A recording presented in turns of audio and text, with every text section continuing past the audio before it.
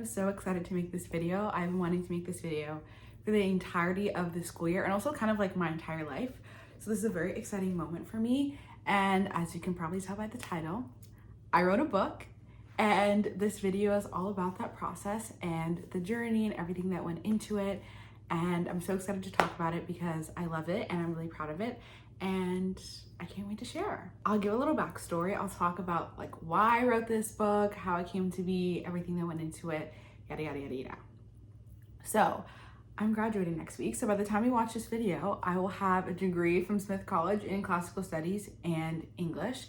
And I'm double major. So my English major is specifically on the creative writing track. And at Smith, you don't have to do a thesis. I know for some colleges you're required to do an undergraduate thesis, but here at Smith, you don't have to. However, I decided that I wanted to do one, and I knew that I wanted to write something long form, something creative.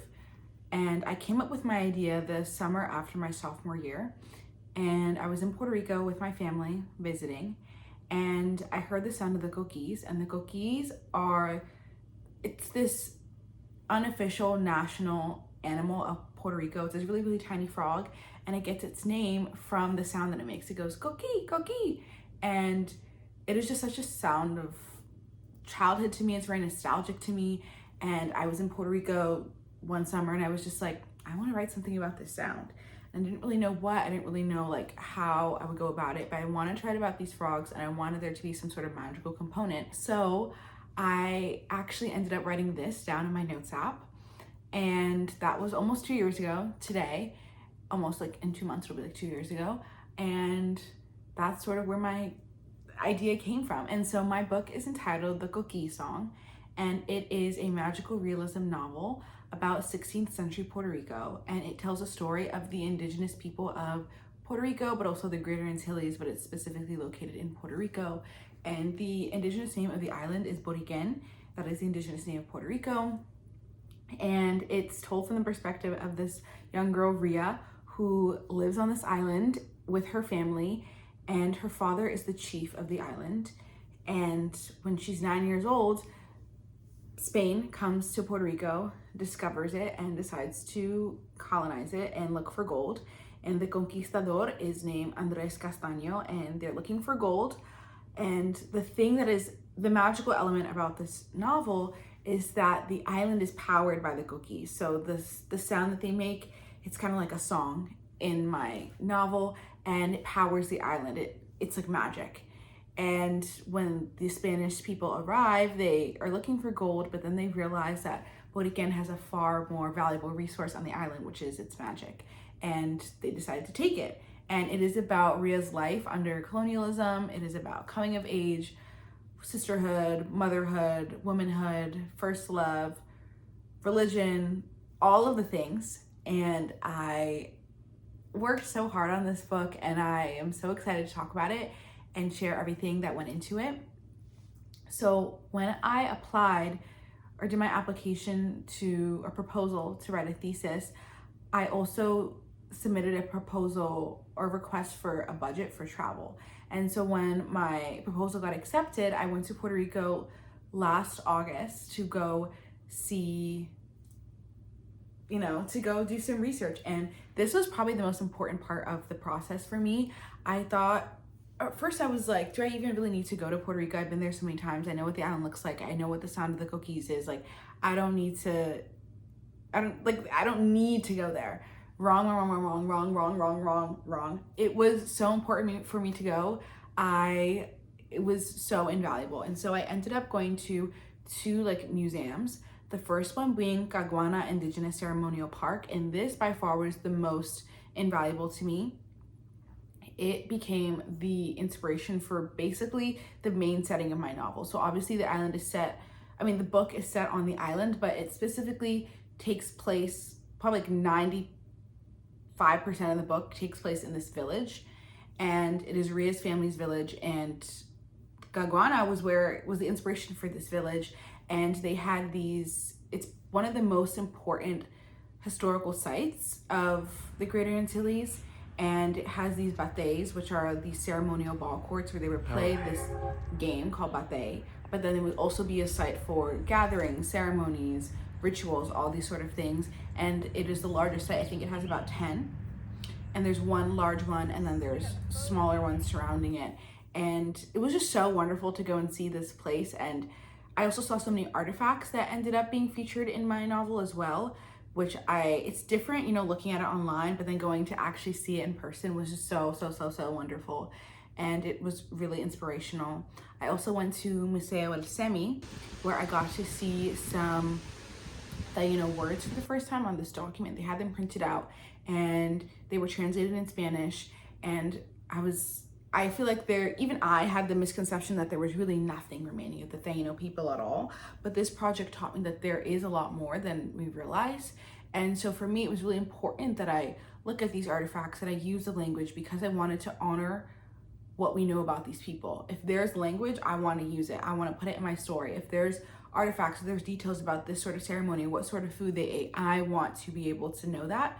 So that way I can write a story that feels accurate, but then also I can figure out what is missing or maybe what we don't know. And then that's when I can use my creative license to, make something that suits the type of story I want to tell. So I got to see artifacts and learn about the Taino language a little bit. And then I also went to El Morro, which I've been to numerous times. It is a Spanish fortress in Viejo San Juan, and it is one of the national monuments of Puerto Rico. And I used it as the setting or inspiration for a fortress that is later built in the end of the novel. And the thing about Puerto Rico and this story was that you sort of have to figure out what you can make up and what you can't. The story takes place in the 16th century. There's not a lot remaining necessarily of concrete details, and so I moved things up. Like this fortress that appears in my novel, it's not actually built in Puerto Rico until the 19th century, but I moved it up and put it in the 16th century. And so that's the cool thing about magical realism, especially is in writing in general, you can kind of do whatever you want, and you can make things, you can work a little magic and make things bend to your will and use history to inspire you. Magical realism itself was also really important to me because it is a genre that is pioneered by Latino authors. And I first learned about magical realism in my my senior year of high school, where I read The House of Spirits by Isabel Allende for the first time. And that's one of my favorite books of all time. I love that book. It is so good. And I was like, I want to write something like this. I want to write a book where people cannot put it down and they're just in a new world, and you don't question the way this new world operates. It just is. And I loved that about The House of Spirits, and the way it made you suspend belief. And all fiction makes you suspend belief a little bit, but the way that magical realism makes you suspend belief, and that suspension is normal, I just loved that. And that's what I sort of wanted to evoke in my book. And so after I visited in August, I came back in September and hit the ground running. Guys, when I tell you, all work, no play. It was not a joke. I turned in 10 to 12 pages a week from September 9th up until February 15th. I wrote, and I'm so thankful to my advisor for really hammering into me, you have to turn in these pages. And of course it was stressful. There were times where I felt really unmotivated. I don't know if I can really be heard right now because my heater or my air conditioning is going off. I'm not quite sure. But I do want to say, just give an update on where I'm at with my writing. And I'm struggling, you guys. I'm really genuinely struggling. I feel like I could cry right now, but I can't. I mean, it's definitely been gratifying to see my pages accumulate and actually have something together and have a story. I never would have written 70 pages if I didn't have this deadline of 10 pages every week. Excuse me. At the same time, I'm struggling so much, and I just want to break down and cry right now, you guys. But it was also a process that I came to really value because I learned so much about myself. I learned more about what type of writer I am. I've been writing my whole life, so I feel I thought I had a good idea what type of writer I am, but this process taught me a lot about the way that I write. It also taught me how resilient I am and how creative I can be, and how much determination affects the outcome of things, even if you're not super skilled at the beginning. I think determination and passion come through so well. And for me, I found, or one thing that really, you know, hit home for me is that most authors like have another day job, right? Most authors are not just authors because you have to be super, super successful to be an author full time. And so you don't always have the luxury of writing just when you're creative.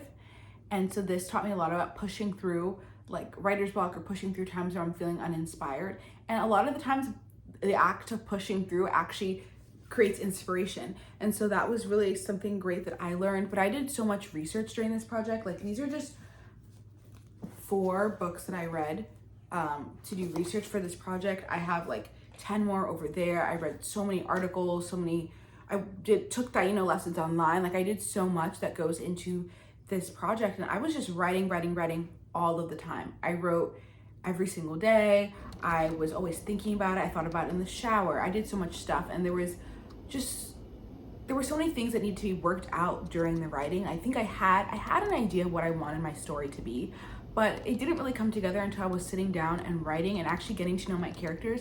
I always thought it was so funny when authors talked about their characters as if they're real life people and they're completely separate entities from them, because I was like, you made them, you know? Even though I've written my whole life, I felt like my characters were always an extension of myself in the way that I was very aware that I was creating them and I could do whatever I wanted to them.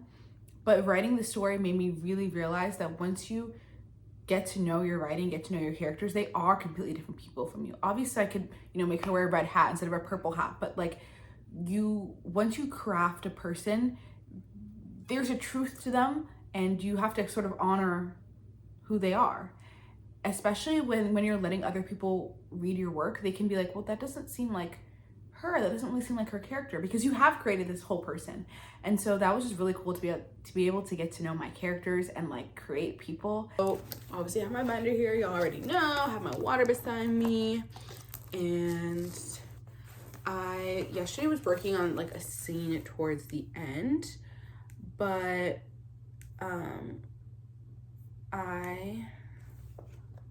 today when I was in the shower, I like randomly got a line that I wanted to write, and I was like, wait, okay, this is gonna inspire me. So I wrote down the line somewhere to write on my notes. So I'm gonna keep writing that. And I try not to edit when I'm like writing. I try not to edit myself because I find that I'm never gonna like continue writing if I edit my work, if I'm like reading it back. I just like to just start writing something, and even if it's bad, something that I have learned in this process of writing my thesis is that like there are no rules to writing. Like it doesn't have to all be chronological. Like you can be writing a scene, like say you know how it starts and how it ends, but you don't know the middle. You can write the beginning and then go write the end, and then write like 2 lines of dialogue and then come back and then fill it in. Like I found that restricting myself to writing chronologically makes it so much harder for me. So I would just bounce around and like write a scene, and then later you can pull it all together when you do find inspiration or you are in the mood to like write a thing that you don't want to write. And I have also learned that sometimes like you just have to write shitty stuff. Like, bruh, all the lotion on my leg is like coming off. Don't know what that's about. But like basically sometimes I'll be writing and I don't want to write. Like I'm just like, I don't want to write right now. I'm not inspired and I don't know how to write this scene. And so I will literally write it out, and I'll try to write like a kindergartner. I'll be like, she talks to him, he gets mad, then she yells at him, she walks away, he comes back, he forgives her.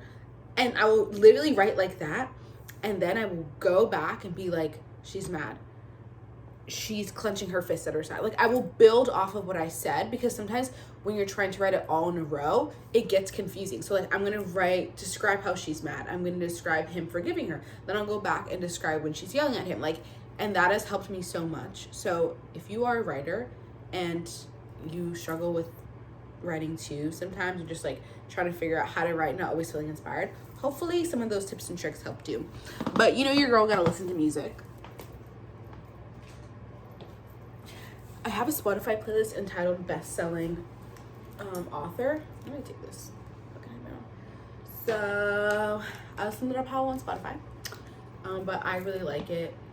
But I listened to so much while I've been writing. I listened to a lot of Bad Bunny. I listened to Taylor Swift. I listened to the people on the playlist, Ethel Cain. Like, there's a lot. Why isn't this turning on?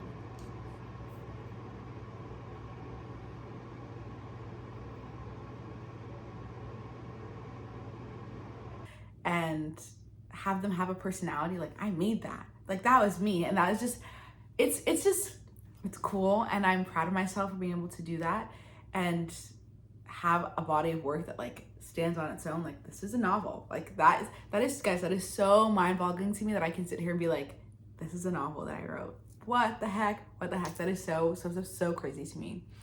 And so I wrote up until February 15th. That was a deadline for the first draft. And basically my thesis advisor was like, you want to have 95, if not 100% of it done. Obviously you edit, but like you want the bulk of your story to be done.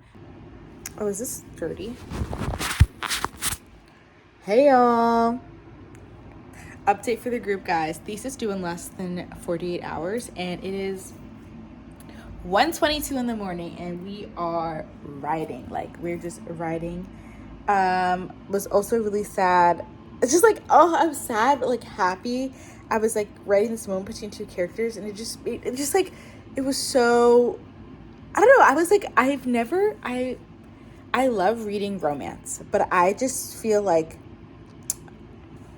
let me have some tea. I just feel like I could never write a romance because I feel like a true full romance, because I felt like, I don't know, I haven't experienced the type of love that I want to write, if that makes sense. Like, this type of like happily ever after, like, this is my person. Like, I'm obviously 21, like, oh, I'm single, like, I don't really, and if you know me, you know. So like, I don't have experience in that. And so I thought I could never write a romance novel because I'm just like, I don't know if I can like accurately describe love. And these characters are having a moment and it just came out of me and I was like, wow, I can actually write something this good that makes me happy. Like, if I'm happy writing it, like, maybe other people will like it too. But anyways, guys, so every time I like edit a chapter and finish it, I put it into the master doc. So you can see there.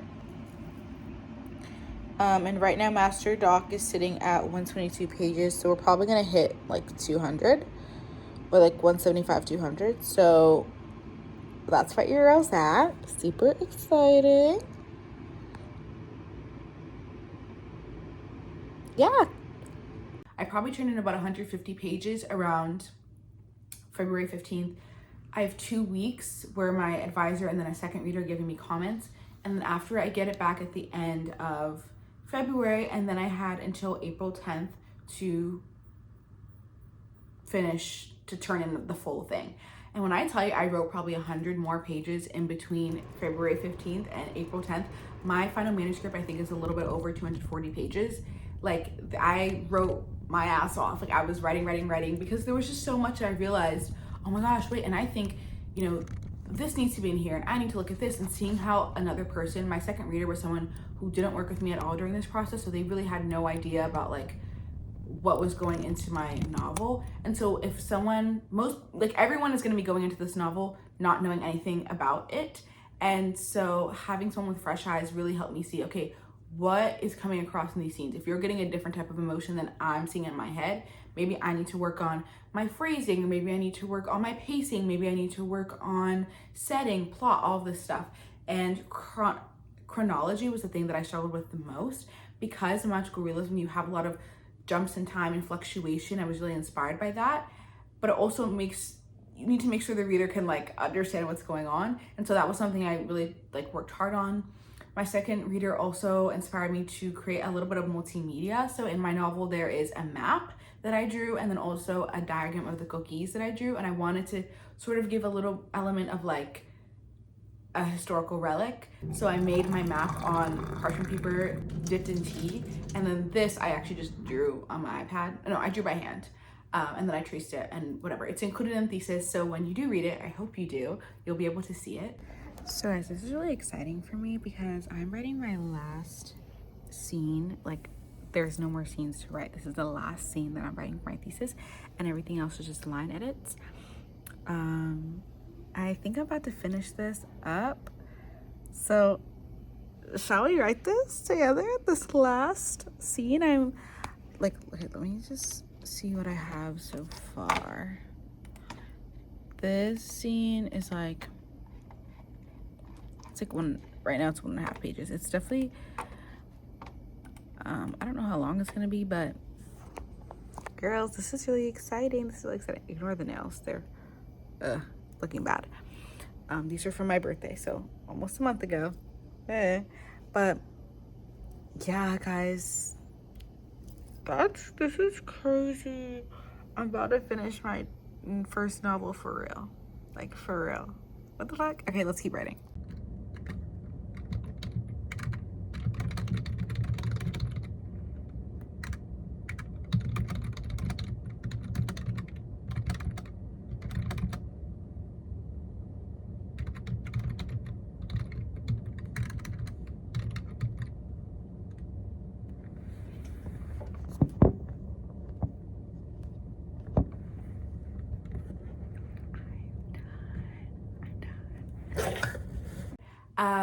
And then I gave my presentation on April 23rd. Good morning, guys. It's coronation day. It is the day of my thesis presentation. I feel fine about my presentation in and of itself. I feel fine about it. I practiced it. I feel like I kind of have it memorized a little bit. I know what I want to talk about. I feel good about what I've mentioned. And I'm on time. I'm like exactly at 15 minutes. So, and I made the executive decision to skip class today. But anyways, it's coronation day. My mustache is growing in. I need to shave my mustache. I need to paint my toes. The skin is like not really doing well. I don't know what's going on with my skin, but it's coronation day. Something about this sound. Oftentimes when I write, it starts first with a vague concept, a feeling, image, or a sensation. The first two, Caguana Indigenous Ceremonial Park and Museo of Semi, created by Latino narratives that I had never encountered before. In particular, the nonlinearity of time, matrilineal legacy, and the different ways magic functioned in these texts. And my parents came and I just presented about my novel, all the research that went into it, the motivation for writing this. Especially as a Black and Latina woman, I think it's so important that we feature stories that make Black and brown people the main characters. Growing up, I was always the comedic relief best friend. Like in the Disney movies, was always the girl on the sideline, the funny girl who was the Black and brown character, and that was a token diverse friend. And I wanted, and in my own writing, looking back to what I was writing back then, all of the characters in my stories, my little, short stories, my little novels were all white because I thought the main characters had to be white or else who would read my stuff. And I just hope when I go out into the world and publish books, it doesn't need to be Pulitzer Prize winning. Obviously that would be great, but it doesn't need to be Pulitzer Prize winning. I just want people to read it and be like, me being a Black and brown person does not make me inherently sidelined. Me being Black or brown does not make me inherently sidekick to a white person. My story deserves to be featured just as much as anyone else. I am important. Like, my life is important enough to be talked about. My culture is important enough to be displayed and celebrated. And that is something I didn't really feel growing up reading all the books that I read, because it was all about white people. And so that is like my hope as an author, to just bring light to stories that are so often marginalized or erased or hidden, and be able to honor that. And so if you're at the end of this video, if you're at the end of this video, that means you watched all the way through. And at this time, my novel is now out on the Smith website, the library website. I'll link it down below so you guys can go read it. It would literally mean the world to me. I would love everyone to read it and tell me what you think. If the link doesn't work, I don't know if you have to have a Smith account, but if it doesn't work, whoever subscribed, you have my number, you have my email, you have my whatever. Contact me. Don't email me here. Text me. What is it? Yeah, whatever it is. Whatever it is, I will be happy to send it to you or share it with you if the link doesn't work, but also you can access it through the link. Hopefully that does work. But I'm so proud of this work, and this was such a fun process, and I can't wait to make many more of these videos. And hopefully I get to make a video in the future. I published my first novel. So I wrote my first one, now I want to publish it, and I'm so excited that I got to share this with you. And for those of you who know me in real life, you know this has like been my dream. And I'm just very glad that I got the opportunity to do this, and Smith gave me that opportunity, and I'm proud of myself. And there was so much that went into this, so much time, music, like snacks, like everything, tears. And I'm just really proud of the work that I have done, and I hope you guys are too. I'll see you later. Bye.